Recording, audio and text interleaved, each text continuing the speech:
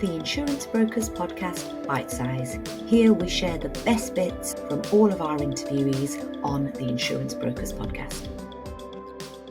I was sitting at my desk, and this had happened quite a few times, but I was sitting around the underwriters in the office downstairs, and I used to hear these kind of conversations all the time over the phone, and it would be kind of like a shouting match between a broker and the underwriters. And the brokers, this is in my head, I don't know the actual conversation, but I'd imagine the brokers are saying, we need to send this risk into you, and our underwriters saying, well, you need to do it through our website or through our portal.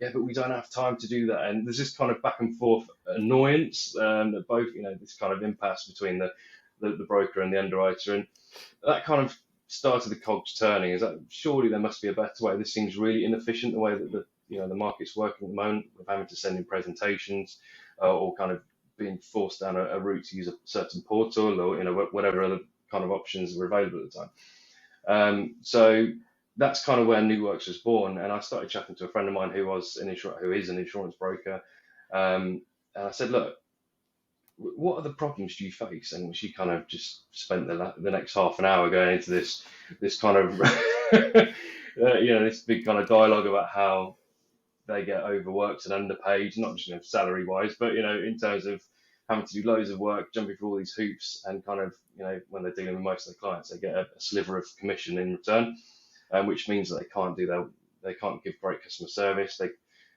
without kind of being affected financially. The teams are all overstretched.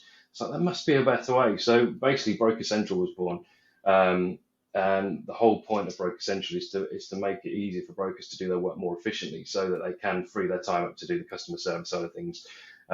Focus their attention on things that they're really good at, which is keeping customers engaged, informed, and finding really good coverage for them.